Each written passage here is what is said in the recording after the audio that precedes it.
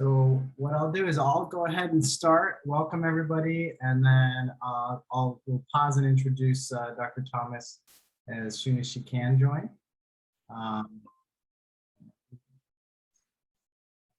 Just checking if that was her. So welcome everybody, and to everybody participating either in the Tour for Diversity or if you're participating as members of either SNMA or an LMSA chapter or the national organization. So this is a panel session to discuss kind of the road to residency in neurology. We're featuring several different speakers from programs across the country. My name is Daniel Jose Correa. I'm a neurologist, TBI and epilepsy specialist at Albert Einstein College of Medicine in Montefiore. My background's a little unique for the road to neurology because I actually came through the military medical system and the U.S. Army neurology program at Walter Reed. So I always have a little bit of a different perspective background. Thank you. But I will go ahead and introduce our panelists representing neurology programs. From the Albert Einstein College of Medicine and Montefiore Neurology program, we have Dr. Mark Milstein. And then coming from just upstate from us and University of Rochester, we have Dr. Nimish Mohil as a professor in neurology and oncology, and also the associate chair for development and leadership there at University of Rochester. And then joining us from Emory in Georgia, we have the chief resident of the Emory Neurology Residency Program, Dr. Isaiah Roll. And we did catch and get Dr. Rena Thomas from the West Coast. I'm sure the end of the day was tough to close there. And she's the Associate Dean of Diversity in Medical Education and the Vice Chair for Diversity in the Department of Neurology, and is also a neuro-oncologist.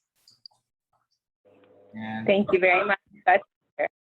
And a thank you to Raquel White, the student representative from the Tour for Diversity, that's helping with the session. Throughout, if you have any questions for anyone, please go ahead and put them in the chat or raise your hand if we're in the middle of discussion. But I'd like to start then with the panelists in the same order that I introduced you. There's no exact order on this. If you could introduce or describe a little bit about your program, some things that it brings unique, and maybe something unique about your own path to neurology. So I guess that means I'm up first. I should have known home team would be up to bat first. Thanks, Dan. Hello, everyone. I'm glad I could be here this evening. Our program at the Montefiore Medical Center, affiliated with Albert Einstein College of Medicine, is located in the Bronx in New York. For those of you that are not familiar with the city, we are the northernmost borough in the city and really have a very large population. I've always been told that if you took the Bronx out of New York City, we would be the 6th largest city in the United States. And coming with that is a very large and diverse community, and our hospital system, I think, has committed itself to being not just the healthcare servicer for the community, but a member of the community, such that we can engage in dialogue with our community and really the trust that needs to be on both sides of the equation when it comes to healthcare for all people who need it. I think I probably have one of the more traditional pathways. I am the child of a physician, and I trained where I went to medical school, and I stayed on faculty where I trained, which puts me in the lifer category, which I think some people on this call may be partially on their way towards that as well. But I was also born at the hospital where I work now, so I think I get universal lifer status here. Something that I think was unique about my pathway at least a little bit, is that I was not open as a member of the LGBTQ community when I was training. And it wasn't because I felt necessarily uncomfortable. Nobody was saying anything that would make me feel uncomfortable, but nobody was saying anything that would make me feel comfortable either. And I think I took that into account. I had faculty that I was pretty sure identified as part of the community, but would never speak about their partners or their life outside the hospital. And that's something that's been, I don't want to say a mission, but that's been important to me as I've gone on to become a faculty member and a leader in my department, which is you don't have to showcase everything that sets you apart or makes you unique at any minute, but don't change the way you talk and don't change the way you act because you are not sure who is around you. If you are having a conversation where it would be normal to mention your partner or mention your partner's family, that's something you should do. And if you find that you're changing your speech to do that, and this applies to any aspect of your life, then perhaps we need to take a look at how we're treating our trainees or our peers or faculty members that they feel like they need to do that. And certainly there are still marginalized members of that community, as well as many other communities that we take care of. So I've tried to play that forward when I think about diversity and inclusion at our own institution. Thank you, Mark. And Nimish, if you could go ahead and take on the next.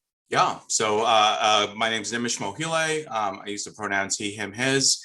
I have been at the University of Rochester for 15 years now, and I'm not technically part of the residency program, but I do run our diversity initiatives in our department and our anti-racism program.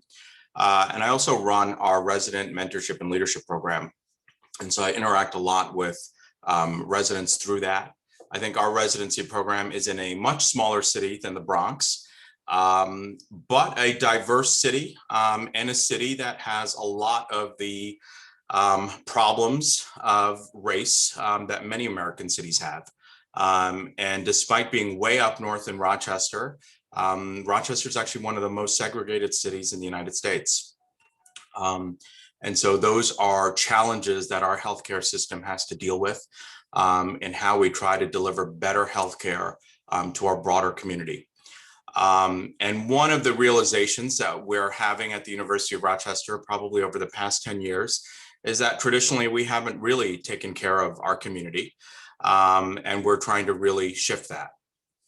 I think as a department, we're really trying to have more recognition of the diversity of people, and we've made some active changes in our department culture as well as in our resident recruitment and selection process to try to address that. What else do I want to say here? So my path has not been, my path is also pretty traditional. I've been at many different places for training. So went from Chicago to New York. I actually moved to New York because I thought Chicago was too small for me. And so I sought out a fellowship in New York. But then I ended up in Rochester, New York, and I can't get out of here. But one of the things I have learned is that despite the size of the city or what was offered, the things that mattered to me most were actually, where I was in a department and how I felt welcome and how the community was within the program itself, and how much that impacted my day-to-day life. Thank you. And Isaiah, can you tell us some about your path and a little bit about Emory and the program there? Yeah, sure. Hey, everybody. I am Isaiah. I'm currently at Emory, one of the chief residents at the Neurology program. I would just, start by describing Emory. Great training place that I'm enjoying so far, into my last year, and I'm going to be staying for fellowship in vascular neurology when this year is done. But definitely I know we're discussing sort of DEI issues, and from that standpoint, I'd say Emory formally and a lot of places have, in response to the last, sort of year or two, formed a formal like DEI committee. We got ourselves a vice chair, as we kind of needed to, like kind of per ACGME. But we now have a full DEI committee. I'm the resident representative, and so our committee is structured with our chair, several faculty members, and usually we'll have a resident as a representative, as well as maybe another resident on the board as well, or on the in the group. And I kind of serve specifically to kind of hear what they're planning and kind of try to convey the needs of the residents specifically. There's always sort of an in-between what faculty are thinking, which residents may be experiencing. And so I try my best to sort of survey residents, ask questions, see what's going on. And then when I have those meetings with the other faculty, kind of try to just convey what I think the needs are and see if I can kind of blend them. The DEI committee serves for more than just the residents. It's for faculty development, it's for faculty improvement, it's for their own diversity efforts. And so we try to merge all of them together. Really briefly, we do DEI movie nights. And so about once a month, we choose a movie to screen and watch together, mostly on Zoom, a few of us in person, given COVID concerns. And we'll sort of sit down and discuss that together. We have a book club, and then other sort of anti-racist programming, which is geared toward the traditionally non-diverse students or learners, if you kind of call it that. And so we have a number of programs there that Emory is offering, and it's a very diverse program in every class that we've had in terms of sex and race, etc. My specific path to neurology, I didn't have any family in medicine. I don't have any family in medicine, and I kind of moved around a little bit as well for opportunities, but I did research in my summers during undergrad and eventually ended up going into to join a PhD program in neuroscience. I'd always loved the brain. Wanted to do medicine initially, but I took the MCAT once eons ago and totally bombed it, and figured that research was the path for me for sure, because I had done posters and had presentations and stuff like that. And so I went to my PhD in neuroscience and absolutely loved it. Did epilepsy research on basic science models.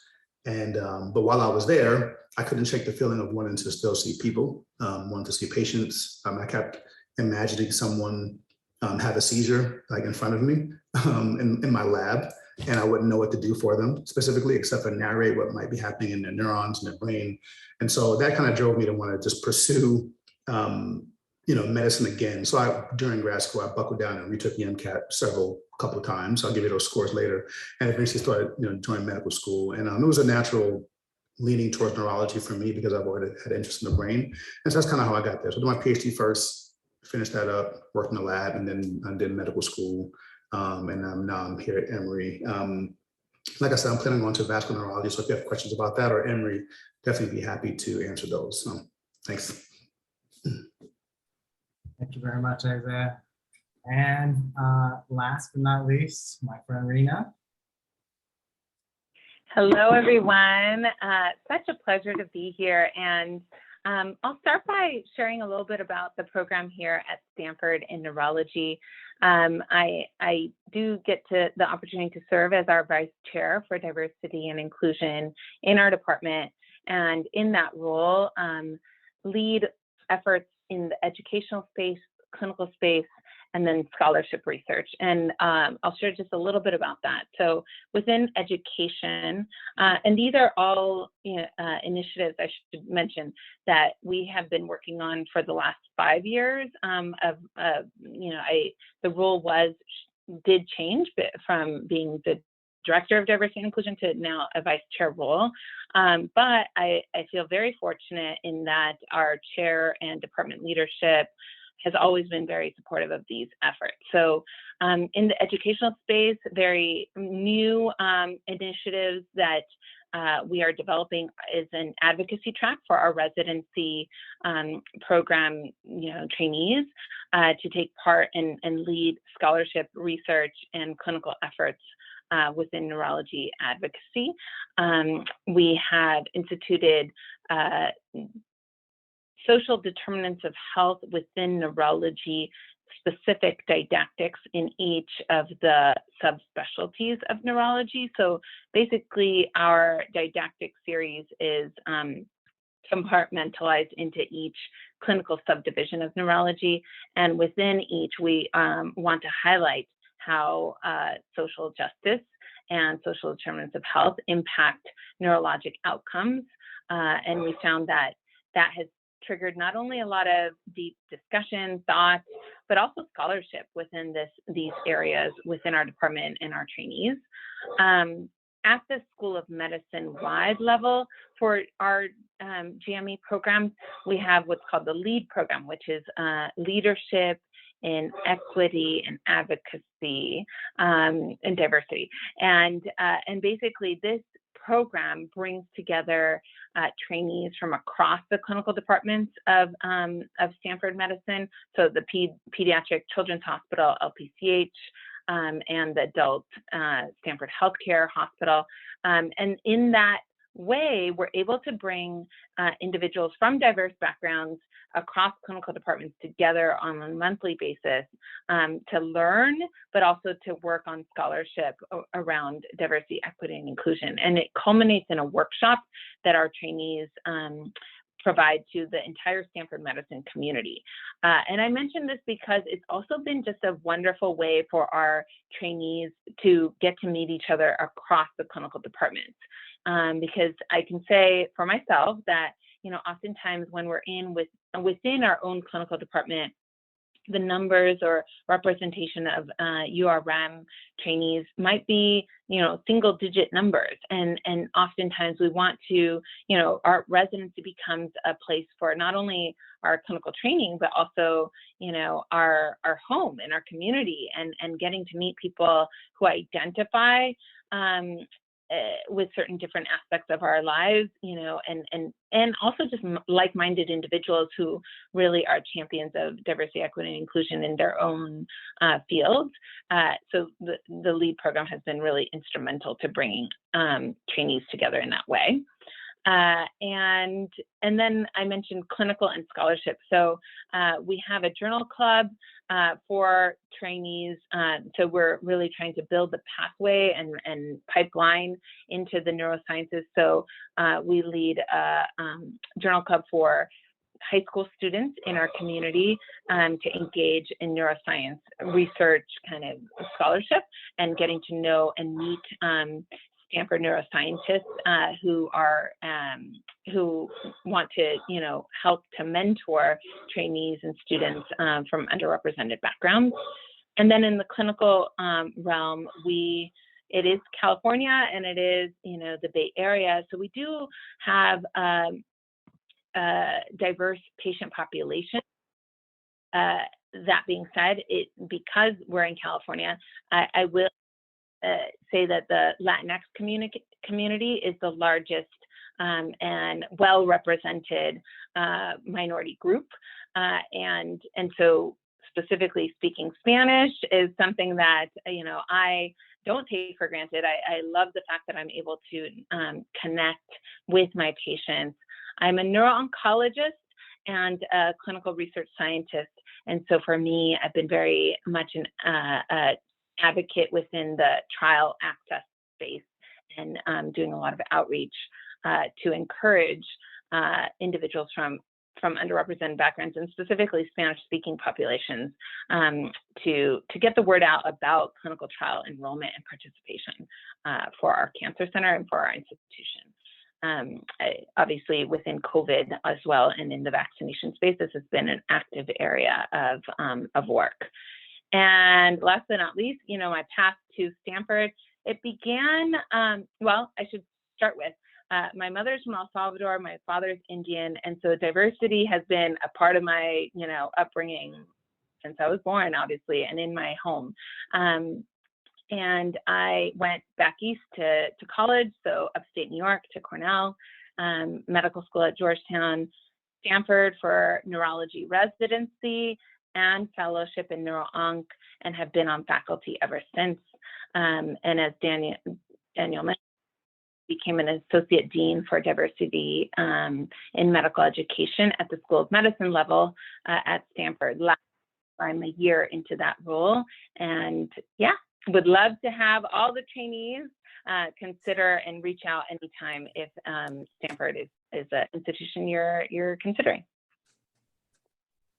Well, thank you again all for taking the time to join us. I'd like to start us off with one question, and then I'll open it up to all of the participants, whoever is interested in adding in additional questions. So think of questions that you have about, the programs or the road to neurology. But I'd like, each of you to maybe talk about how at each of your programs you work to support trainees through mentorship from all backgrounds. But if you have a program specific for trainees from underrepresented backgrounds in neurology or underrepresented in medicine.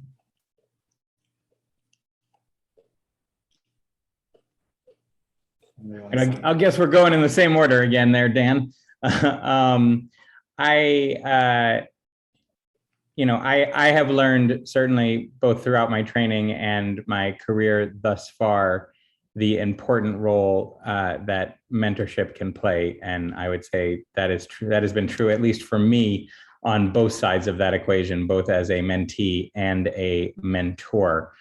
What I have seen in successful mentor-mentee relationships, both inside and outside of my institution, we've tried to play forward within our own residency program. I think the most important thing is that there be some initial connection between the mentor and the mentee. Sometimes it is professional and sometimes it is personal. When you can find that combination of personal and professional connection, that's when I think you're doing the best job with that initial pairing. The two people have something to connect on already, and that helps grow the rest of the mentorship relationship.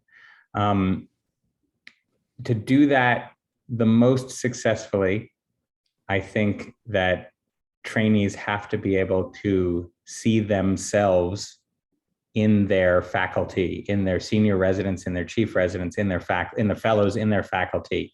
And if they are coming to a program and nobody is from their background, nobody is from the part of the country or the world that they are from, nobody has had similar life experiences, it doesn't mean you can't create a mentor-mentee pairing, but it means there may be a little bit more work to do in the beginning for those two people to understand each other. So one of the things that has been important to me is remaining involved in all of our faculty recruitment so that we can make sure we're drawing from the largest pool of people, the most representative pool of people. And that way we have a diverse faculty, which I think promotes a diverse training program as well. There's been some other steps that we've taken recently in the program, and I absolutely cannot take all of the credit for this. In some of the cases, I can't take any of the credit for it. I just get it because I'm the program director. But working with the great team at Montefiore, including Dr. Correa, we've tried to create new mentorship experiences where the mentorship is not just about how are we going to find a research project for you and move you forward, but having separate mentorship pairing for let's talk about the things that are going on in your life. What are the challenges that you're having right now that might be separate from what you'd get from an academic mentor? And in our most successful pairings, again, that generates leadership opportunities as well. And that mentorship pairing can move forward. And the other thing that I've been very excited to support, but watch, is the growth of our own DEI committee at Montefiore, which Dr. Correa sits on and is very active on. And I think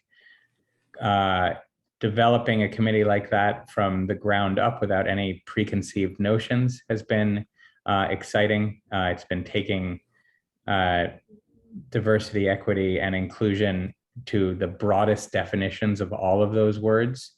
And what it's done is not just created an open dialogue in our department and created opportunities for education and mentorship, but I think even within the committee itself, bringing together the broadest group of diversity within our department, really people from every background, And that's been exciting to watch that grow and develop at our institution.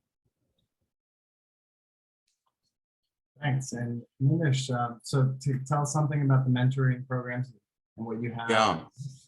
So we, we started a mentorship and leadership program about 4 or 5 years ago that I run. And one of the purposes of it was to address some of the issues that we have in academic medicine of under-mentoring, where we historically have under-mentored women and under-mentored people from underrepresented groups. So our program starts at the end of the neurology residents intern year. And we do have them kind of go through a process where they fill out a survey talking about what they're interested in, where their inclinations are, what they're looking for in a mentor, what kinds of projects they would work on. And then I meet with them, and then we work on pairing with a faculty member. And they have the option later on to also kind of change that. For some, that's a real kind of academic mentoring relationship.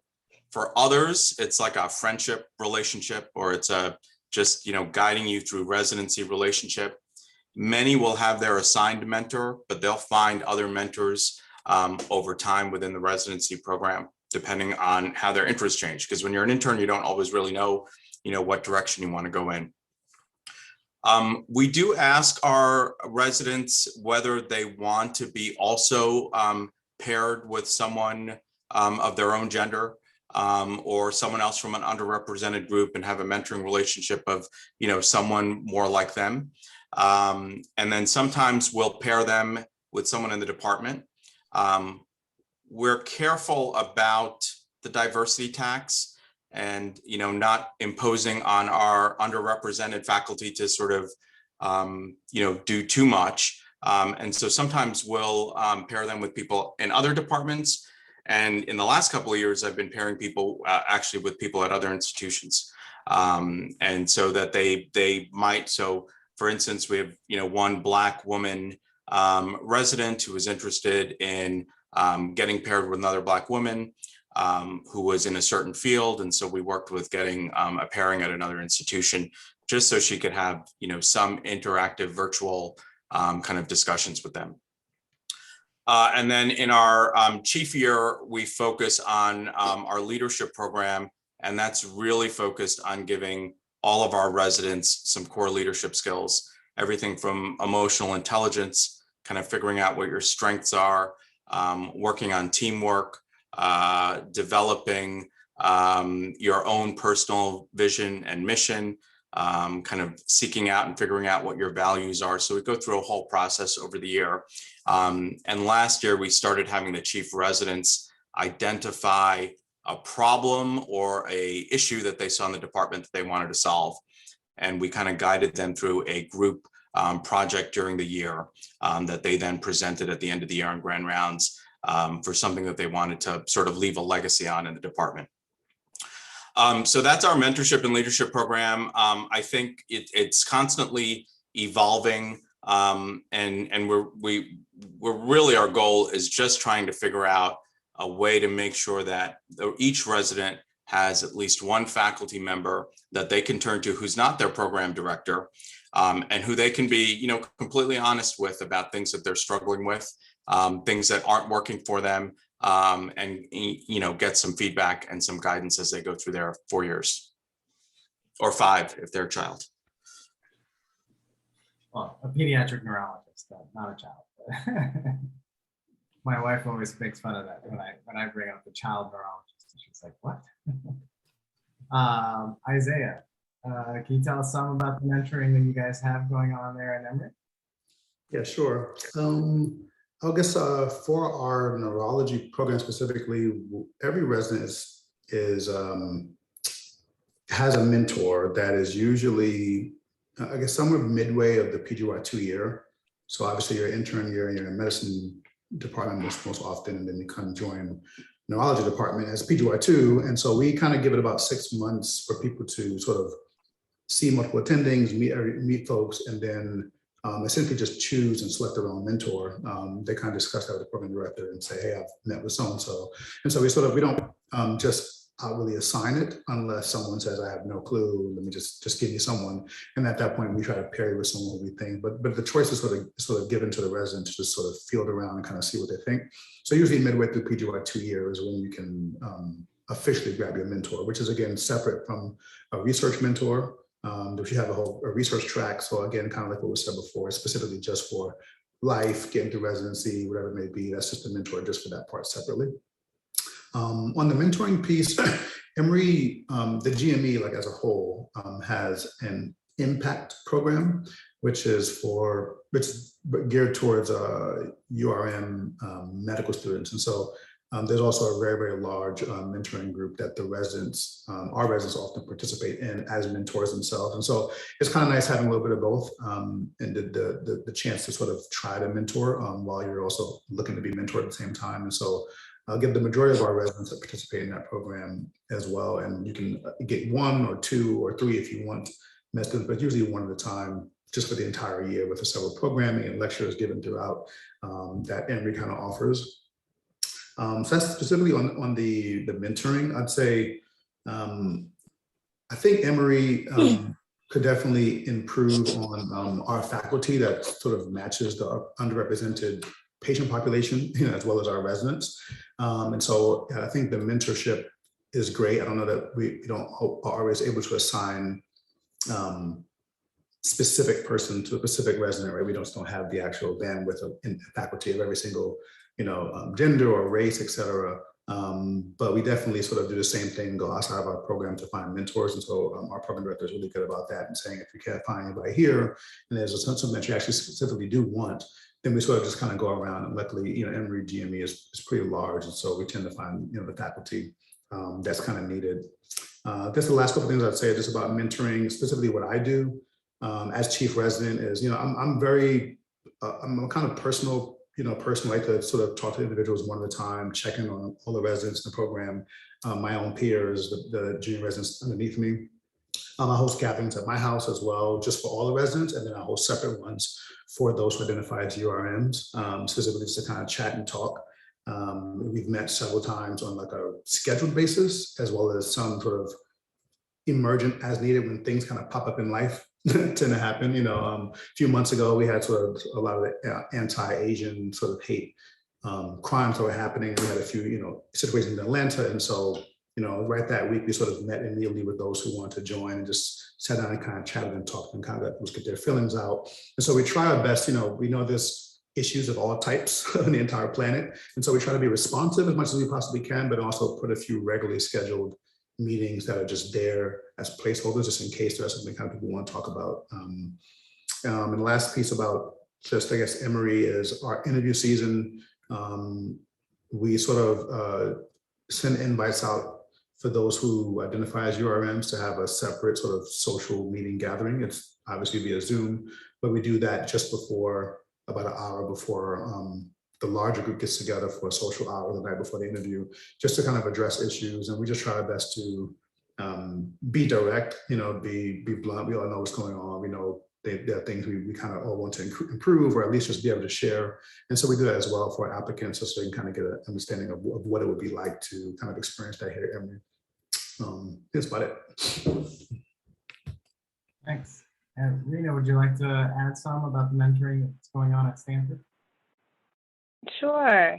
I like to encourage our trainees to have mentoring boards, like has been mentioned, individuals that you could identify as someone to help with your research in mentorship and sponsorship as well. A different individual within your personal, circle that could provide some guidance there. And I think, we have structured programs to support each of those.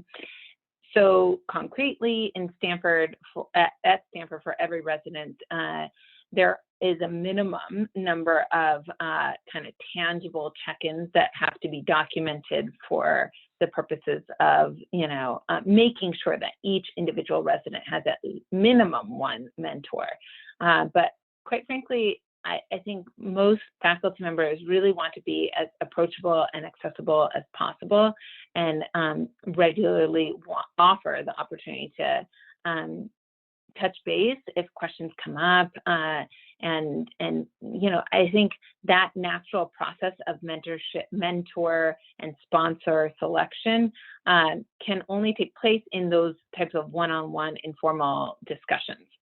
So that's how I found individual mentors and sponsors within our department as well, and continue to encourage trainees to do the same. Within the LEAD program that I put in the chat, a link to the LEAD program webpage, just so that you can get a sense as to what that looks like. So faculty mentors are from URM and groups who identify as URM are paired with entire scholar team. So that naturally will provide a mentor outside of your clinical department, and someone who, you know, identifies or is very much an ally in or champion of diversity, equity, and inclusion efforts. And then lastly, we also have URM circles. So that was a new initiative that was created by, you know, or the idea was really formulated by our trainees, our GME trainees, so that the Stanford undergrads who are pre-meds are within this one pod: a Stanford undergrad, a Stanford medical student, Stanford resident, and then a Stanford faculty member, all who are URM. And that way there is this really natural near peer relationship that is built over time, and foster that relationship with regular check-ins to kind of navigate medicine in the continuum from pre-med all the way through faculty. We found those to be really helpful and successful as well. And finally, the big gap opportunity. So for those who aren't aware, building the next generation of academic physicians has also provided a really helpful opportunity for trainees to join an annual conference that is really focused on careers in academic medicine, and really understanding the tangible requirements or necessary steps needed to take to move forward in academic medicine. So we've been hosting those conferences regionally each year. Thank you. And so we had Destiny mentioned that she had a question. So for the remaining open questions, we'll just see which panelists want to jump in, and then we'll just open it to the rest of you if you have more you'd like to add. So Destiny, you mentioned you'd like to ask a question. Yeah, thanks, Dr. Correa. Hi, everyone. I'm Destiny. I'm a third-year medical student at Einstein. And something I've been thinking about recently is that I'm a first-generation college and now medical student who's potentially interested in neurology, but I feel like I have no idea what to even look for in residency programs. So I was wondering if you could think back to your experiences and talk about some of the green flags or red flags that you saw while you were a resident. I think that's a great question, Destiny. Are we going to each go through the answers, Daniel, or? However many of you want to add in. So you started, or Isaiah was pretty recent to his time at approaching it. So I don't know, either one of you, if you want to go ahead and start. Well, I can share that I thought the sub-I selection process and participating in a sub-I was really critical to my being able to physically take part in the experience and immerse myself in the experience of what being a resident at a particular institution might be like. And so I did my sub-I experience at Stanford, and it was seeing the impact that the teaching faculty had and dedication they had to the teaching mission as kind of a green light marker. It was the collegiality of the trainees together, and then actually just tangibly seeing what the patient population was like and confirming, that there was a dedicated effort to serving, the community members from all backgrounds at the institution. So those were kind of the key reasons why I chose to come to Stanford.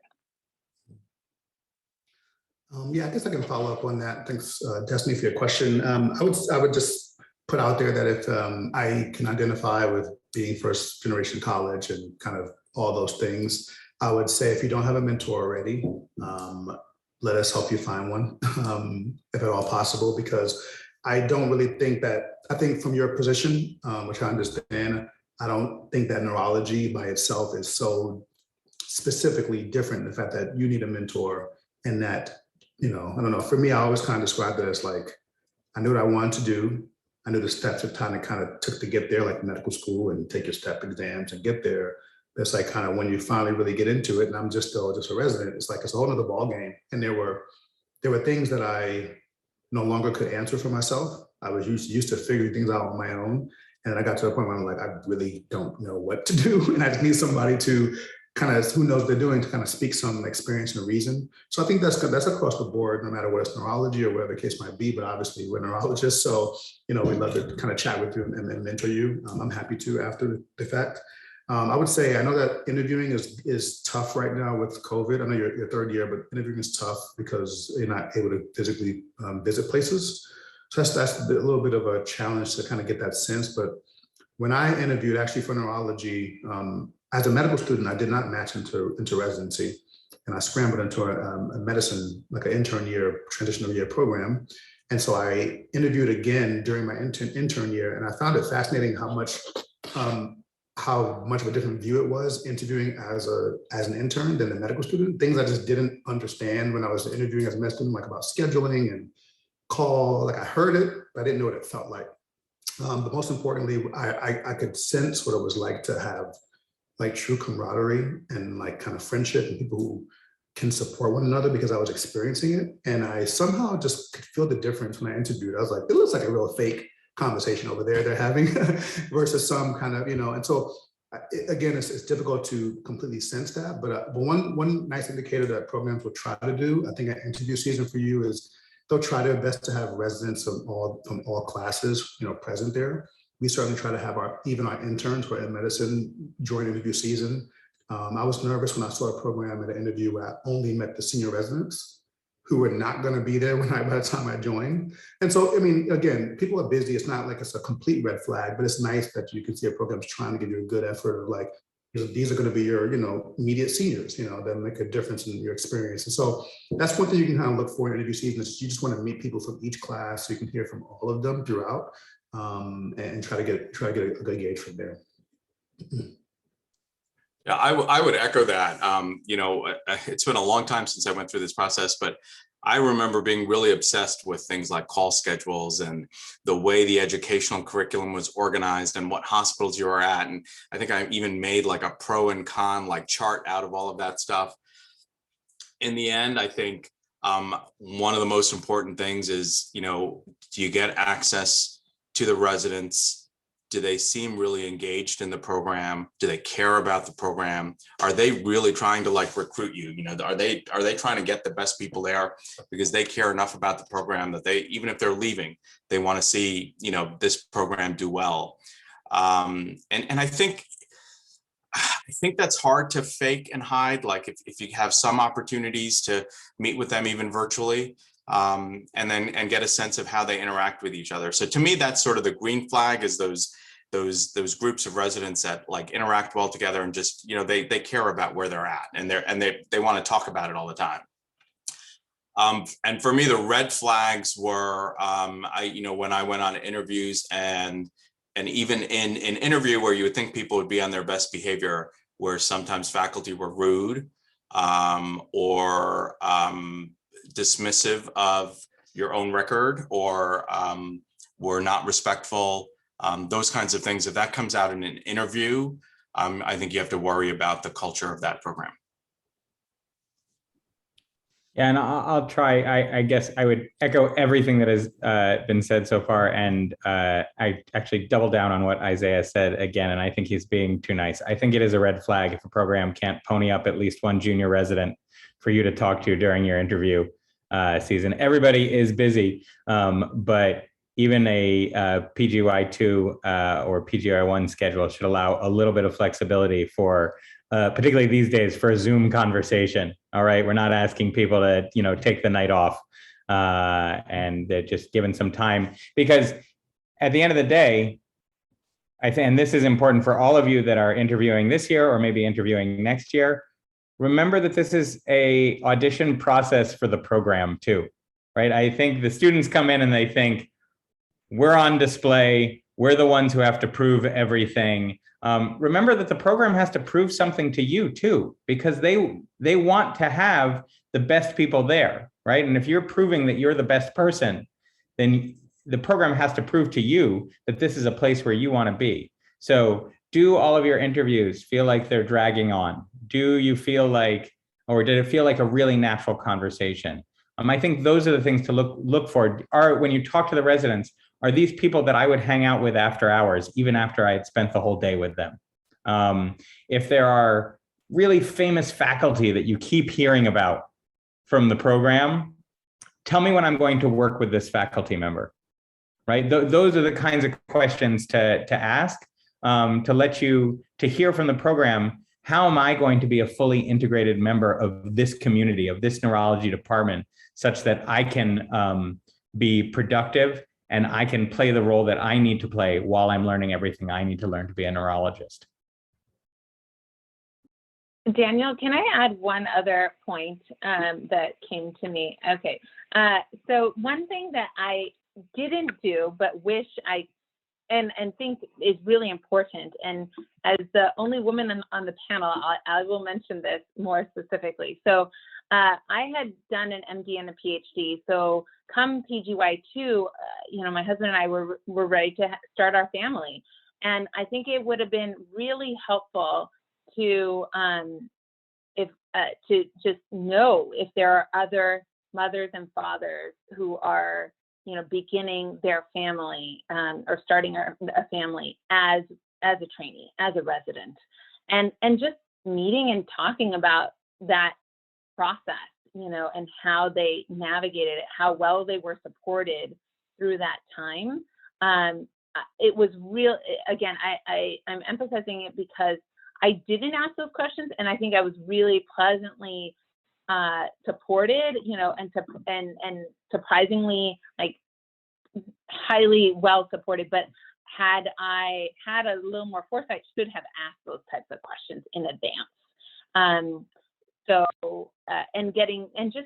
You can get a sense as to whether that's even possible, and how feasible it is by just knowing if there are other mothers and fathers in residency at the time. Yeah, I think you're joining a family of residents, and you want to get to a place where there are mentors and faculty that are modeling both a style of practice and a life that you feel like you want to fit in. And there was a good question from Uzma that I'd like to pose to the panelists, and she was asking about what types of resources there are available at some of your institutions for underrepresented in medicine residents that experience microaggressions. And if you would mind providing any examples of how your program or someone at your program has dealt with that.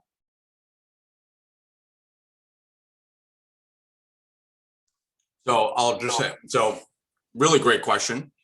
I don't know that I have a great answer for it. One of the things that we do is we really try to educate faculty and residents about microaggressions. And we do talks on how to address them, when to address them in real time, and when to maybe not address them in real time.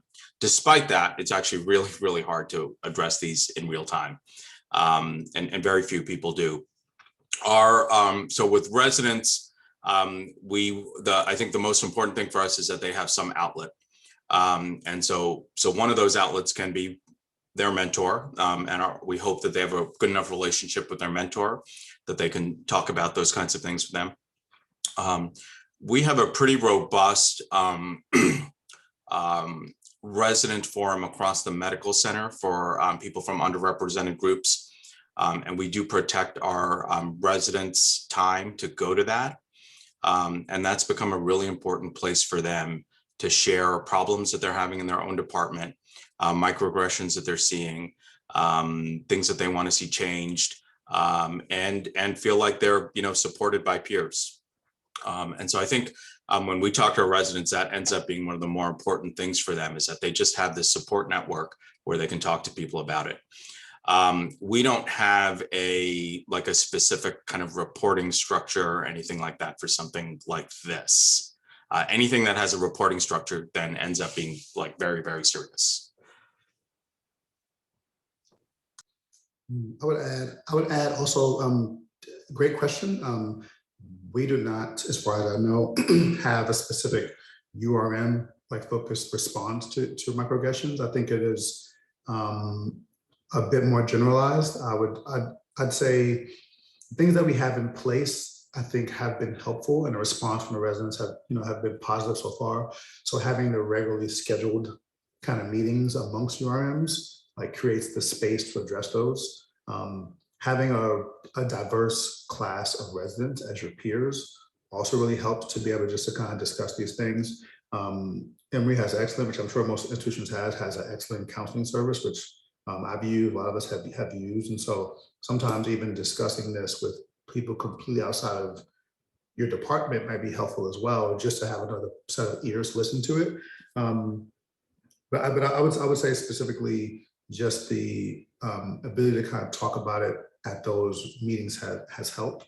An example, for us specifically, microaggressions happen to everybody in all kinds of different ways, but we had a large group meet amongst all residents together, and there were a few comments about it maybe a few years ago. The detail is not important, but it was a comment or two in a group message to the entire group that was sort of a joke, but rubbed a few people in the wrong way in terms of perception of it, and we immediately sort of brought it up, and we all together decided to be able to meet as a entire resident group and just talk about it. And the last thing I'd say, is a lot of us at our hospital round, especially inpatient, when we start round, a new team for the new week, we usually start the first day off by addressing and saying hey, we're gonna have a great week, seeing patients and doing neurology and hitting people with hammers and stuff like that. But also we want to make sure that this is a place that's safe, that you feel free to speak up. So while we're in this group together, if you hear something that is a bit concerning, we are welcoming you to say hey, because that makes us all learn. Me being African American doesn't make me more mindful than someone else, and I can say something, flippant, very easily and not notice. And so someone being able to have the courage to know that it's open to say, hey, Isaiah, that was a little bit messed up. And I'm like, oh, wow, thanks for teaching me. And now I know next time not to. And so we've tried to make that culture. It doesn't happen at every single round, it doesn't happen at every single attending, but a lot of attendings have done that just to start to set the tone. And I think a lot of people have just felt more comfy speaking up. And I think that's the best that you can possibly hope for, is just to be able to speak up. And sometimes we just address issues as they come, which has been actually kind of nice over the last couple of years. So in our neurology department, we have an anonymous portal for trainees to be able to send in, again, even small items that, but I think it's an important venue to be able to share before they become big problems. And it has become a really important source of information for the program director to be able to bring up in our resident town halls that occur, I think, quarterly. So these are closed door sessions where our program director meets with the residents as a group. And again, any issues are brought up, but this anonymous portal for, raising concerns has allowed for maybe sensitive topics to come up and be addressed. and concretely addressed. It has really been a really important way to drive change, and drive change at the departmental level. I put in the chat an additional resource of, just as an example, our medical school has done a great job of creating a process for evaluating concerns that come up that are raised around mistreatment.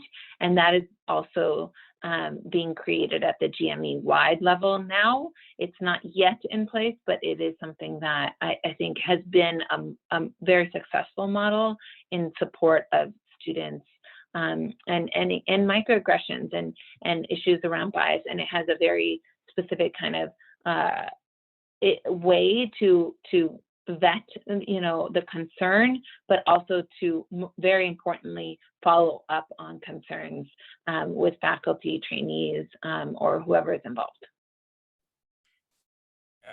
Yeah, I think it's, what you're probably all hearing is some institutions have some tangible resources, but for the most part, it's about the culture and the community. And I think actually going back to piggyback on Destiny's question about what to look for in programs for neurology, this is something else you can be looking for.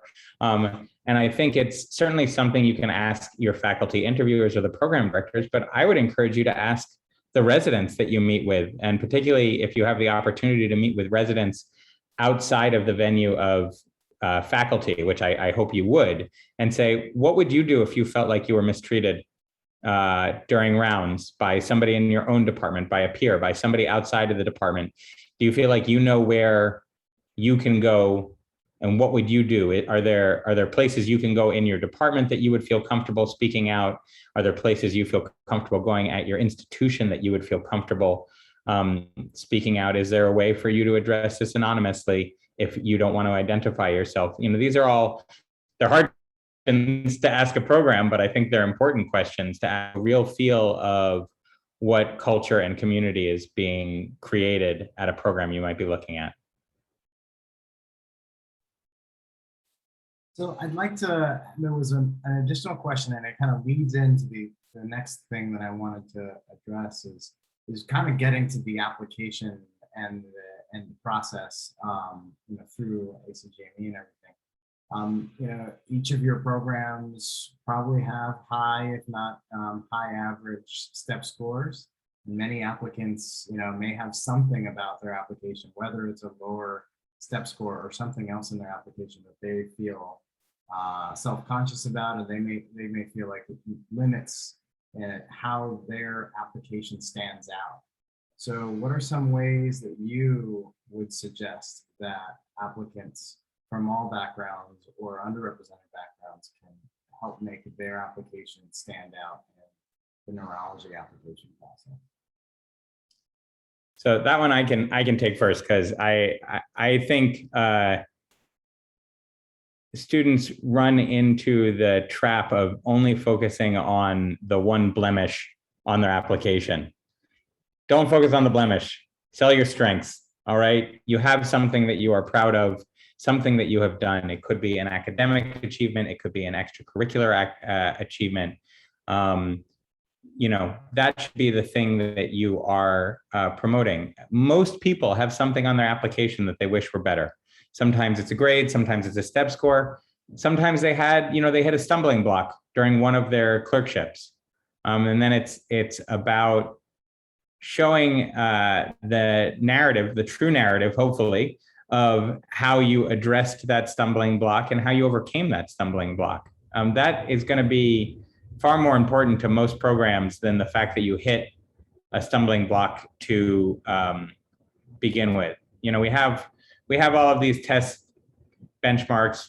Step one has been made pass fail, which I thought was a good idea because I think it is representative of somebody's ability to study for an esoteric test, but that's about all that represents. And know that your clerkship grades, program directors know that every school has a different rubric for how they grade, and they do actually look and see, do 80% of the people in this clerkship get honors, or do 10% of people in a clerkship get honors? And there are schools that really are very strict about that.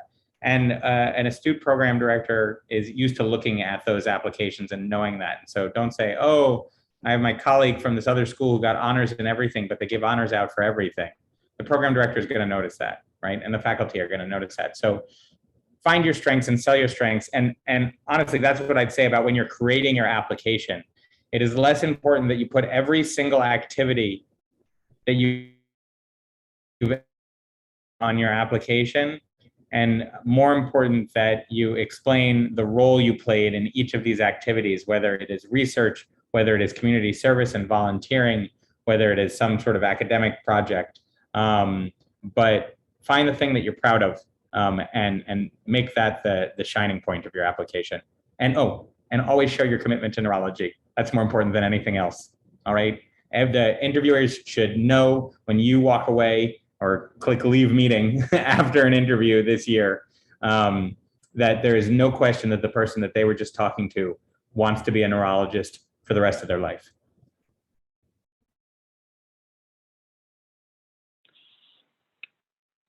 I agree. Share your passion. That is how your authentic self will shine in the interview process and the application process. Don't go through the motions. Don't, focus on the negative, focus on the positive, but also share what brought you to neurology in the first place and how you want to, your vision of what you want to be in the future. And you'll be successful if you can, if you're able to channel that that energy and passion on paper and in the interview setting too. So I'm always impressed with students who, who do hit an obstacle and can tell you that story about how they overcame that or how they dealt with that. I think that's the kind of resident that I want to work with. And then I'm also impressed with students who can demonstrate how they've taken advantage of the opportunities that they've had around them. I think a lot of students worry that they're at a medical school that doesn't have a great neurology program, or they're not going to get a letter from a famous person. They might not even have a real neurology department or clerkship at the program. But I end up being really impressed with those students who still somehow figure out how to get some kind of neurology experience at this place where there, might hardly even be a neurologist. And to me, that actually sometimes means more than that person who's at that really high level, high caliber school with this great neurology program where everyone comes out with a letter from someone famous. And so, I do think we look at, where you are and what's available to you, and take that into account.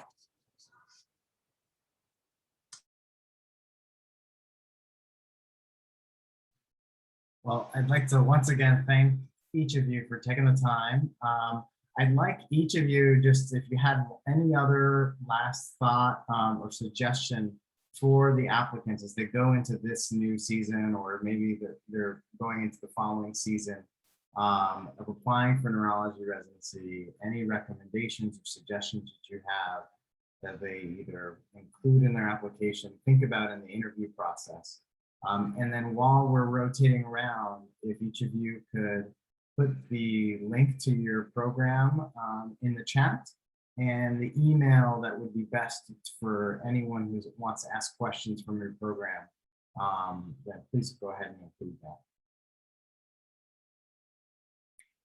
So would anyone like to start with any just last suggestions or recommendations for neurology? I'll go first, Dan. I can tell my colleagues are all looking for their web links now, so I'll do mine. I'll do my web link after I talk.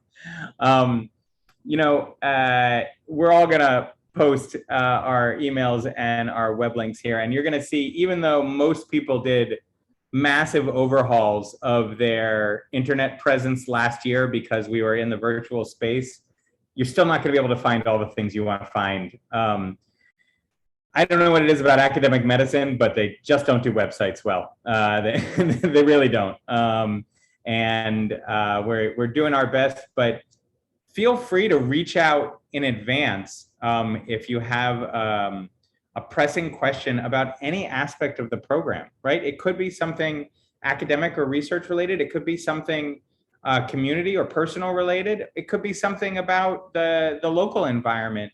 I don't think any program director or program coordinator is going to think, oh my goodness, why did this student email us before interview season? That's insane. I think they're going to say, wow, this is so exciting. Somebody's looked at our program enough that they are interested enough to ask these follow-up questions. So if you don't see it on the website, just reach out and ask the question that you have in advance if it's going to help you make a decision about where you're applying or where you're going to choose to interview. I think we were all very apprehensive about the virtual interview experience last year. And while I was very sad that people couldn't come and be at our institution personally and see our community personally, I think most of the students commented that at least the interview process still felt very natural and they got a lot of information. And frankly, virtual interviewing is a far more equitable way to do this process.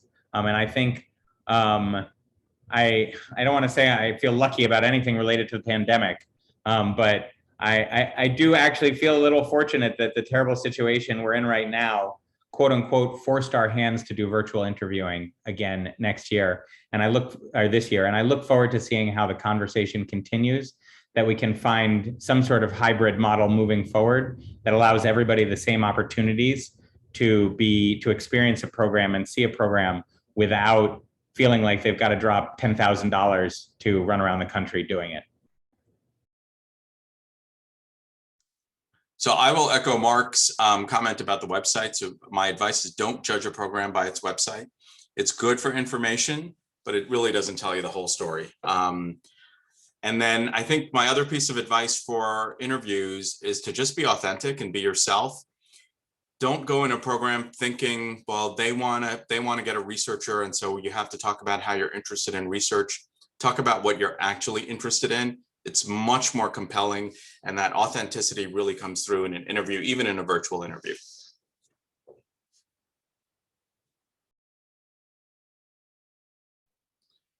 Hey, thanks for everyone joining. I'm glad I was able to be here. I would say just for Emory first, it's a very diverse program. I think the main thing I would say is reach out, reach out to me. My program director is Dr. Rebecca Fasano. She welcomes emails and calls from applicants. Actually, she talks to them all the time, and then she'll refer them. So if you want to speak to a resident, I think it's always a good idea, especially given the fact that you all are interviewing virtually. You want to try to piece as much information as you can, at least for the few programs that you may have a very top interest in. And so, if you I think it's okay to reach out and say, hey, can I talk to a resident, of this type or this certain interest group? A lot of people in our program are very happy to reach back out and have a conversation, just get to learn a little bit more before or after the interview process. Last thing I would say, just for me personally, and in terms of my advice to you, like I mentioned before, I did not match to residency out of medical school, immediately. So I know what it's like to not match. I know what it's like to go through the soap and not find a thing. And so it happens, and we don't talk about that part often enough. It may happen to individuals, in here. I hope it doesn't, but it may. And don't give up, especially if you have interest in neurology. I was certainly told to do several other specialties that may have been more accessible to me at the time when I didn't match. But I really had a passion, as we mentioned before. That passion is helpful. So if you truly have a passion and you can kind of work through the issues, I think it's worth it to try to, not to give up and kind of work what's going on. But I'm happy to chat with anyone about my experience doing that. And I can definitely share what that was like, as well as, applying to neurology, after having not matched and trying to kind of work on those, spots in the application. So email me, we can talk about personal statements, or application in general, or interview tips. I'm definitely available to y'all. Thanks. And I'm gonna give a plug for the American Academy of Neurology and all of the resources that are available through the Academy for trainees to get involved, to get engaged, to submit their work to the annual conference, any research endeavors that you've been a part of to join the annual conference. And I know Dr. Correa and I, we're part of the diversity leadership program. And that's how we got to meet as colleagues and friends now, and it's created a whole list of opportunities for me to get to know others in neurology across the country. So I would encourage trainees even before you join residency to get more involved there. I was going to say, I feel like I got to wave the cheerleader flag for the Academy too. Nimish already knows what I'm going to say, because Nimish and I were in the Transforming Leaders program at the American Academy of Neurology. And I think that just tells you the opportunities that are available. And they really are available at the trainee and the medical student level too. But you see this, Dr. Correa reached out to people that he's worked with and he knows, and we all intersect through the Academy. And I think that shows the great work that the Academy is doing on multiple fronts. So I'm sorry, Rena, I didn't mean to cut you off like that, but I had to cheer for the Academy. Yeah, so I just have to add one thing to that. So I echo all of that. I encourage you to join as a medical student. One of the, I think, really unique things about the American Academy of Neurology is I truly believe that right now it is committed to addressing the fact that our profession has historically excluded people from underrepresented groups, and in really changing that. And I think that their commitment to diversity and changing that is real. And I think that they're doing it at the level of medical students and residents. And so I think that there will be opportunities for you to participate early on in your careers. And I think you could email probably any of us for, if you're interested in opportunities for that. We're always looking for medical student voices in a lot of the different work that we're doing in the AAN. Yes, I'd like to thank everybody again. I would note from one thing I would add about the application process, and like everyone said, don't think twice about reaching out and asking questions and getting more information. But do always remember that every interaction you have with the program throughout the whole process is part of your application. So, take an extra moment when you're looking at the emails that you're sending out. And remember that, even if an email is to the program coordinator or to a secretary, that is part of the application. So just consider all of that as a part of the whole process. But more than anything else, I look forward to welcoming all of you to the American Academy of Neurology, to the family of neurology, and to learning from each of you as future representatives of our future of neurology. But thank you all for taking the time, attending tonight, and we look forward to meeting you on the interview and application cycle. Thank you.